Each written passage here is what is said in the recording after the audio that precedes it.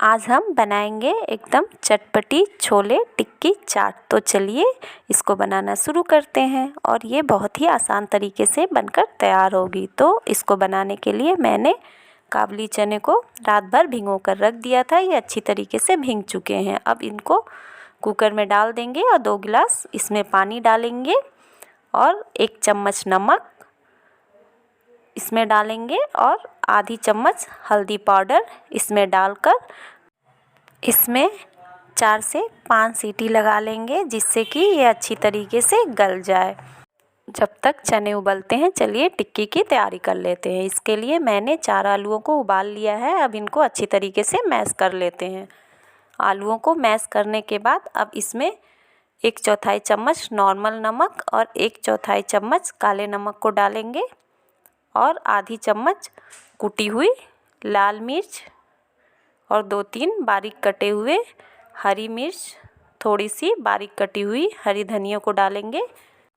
अब आलू में 3 बड़े चम्मच भर के कॉर्नफ्लावर को डालेंगे। इससे टिक्की क्रिस्पी बनकर तैयार होती है। अगर आप कॉर्नफ्लावर नहीं डालना चाहती तो इसकी जगह 3 बड़े चम्मच चावल के आटे को डाल दीजिएगा। अब सभी चीज़ों को अच्छे से मिक्स कर लेते हैं और इनकी टिक्की बनाकर तैयार करते हैं। सभी आलूओं की टिक्की बनाकर तैयार कर लेंगे। सभी टिक्की बनकर तैयार हो चुके हैं। अब इनको छोड़ देते हैं। अब छोले बना लेते हैं। चने अच्छी तरीके से गल चुके हैं। अब छोले को बनाना शुरू करते हैं। इसके लिए गैस पे एक कढ़ाई रखेंगे। इसमें थोड़े से जीरे को डालेंगे और 2 चुटकी हींग डालेंगे। जब जीरा हो जाएगा तो इसमें बारीक कटे हुए 2 प्याज को डाल देंगे और 2-3 बारीक कटे हुए हरी मिर्च को डालेंगे। अब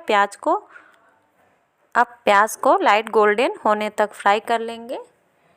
प्याज लाइट गोल्डन कलर का हो चुका है। अब इसमें एक बारीक कटे हुए टमाटर को डालेंगे और टमाटर को अच्छी तरीके से सॉफ्ट होने तक भूनेंगे।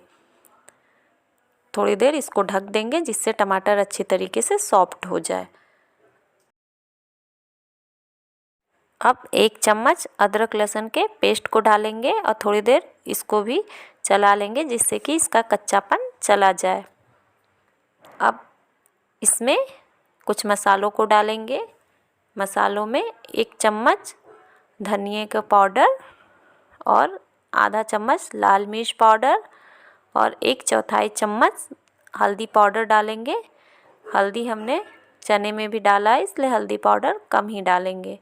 अब मसालों को थोड़ी देर भून लेंगे। मसाले अच्छी तरीके से भून चुके हैं। अब इसमें आधा चम्मच गरम मसाले के पाउडर को डालेंगे और 1-2 बार इसको अच्छी तरीके से चलाने के बाद अब इसमें हम चने को डाल देंगे।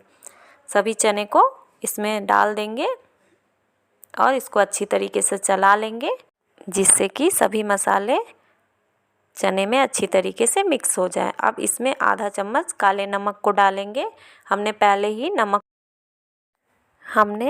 नमक को डाला है इसलिए बस इसमें आधा चम्मच ही काले नमक को डालेंगे। अब इसको ढककर 3 से 4 मिनट के लिए पका लेंगे। 3 से 4 मिनट बाद अब हमारे छोले पूरी तरीके से बनकर तैयार हैं। इसमें अब बारीक कटे हुए हरी धनिया को डाल देंगे और इसको चला लेंगे। अब हमारे छोले बनकर तैयार हैं। चलिए अब टिक्की को फ्राई कर लेते हैं। टिक्की फ्राई करने के लिए एक पैन में तेल गरम करेंगे और इसमें टिक्की को डालेंगे। टिक्की को लो मीडियम फ्लेम पर ही फ्राई करेंगे। जब टिक्की एक तरफ से अच्छी तरीके से फ्राई हो जाएगा तो इनको हम पलटकर दूसरी तरफ फ्राई कर लेंगे। सभी टिक्की को अच्छी तरीके से पलट देंगे और दूसरी तरफ भी टिक्कियों को अच्छी तरीके से फ्राई कर लेंगे। टिक्की दूसरी तरफ भी फ्राई हो चुके हैं। अब टिक्कियों को थोड़ी थोड़ी दबा देंगे। ऐसे दबा के टिक्कियों को फ्राई करने से टिक्की एकदम कुरकुरी बनकर तैयार होती है। सभी टिक्कियों को इसी तरीके से दबाकर पलटकर दोनों तरफ फ्राई कर लेंगे। अब टिक्की एक तरफ अच्छे से फ्राई हो चुकी है और दूसरी तरफ भी सभी टिक्कियों को पलट देंगे और फ्राई कर लेंगे।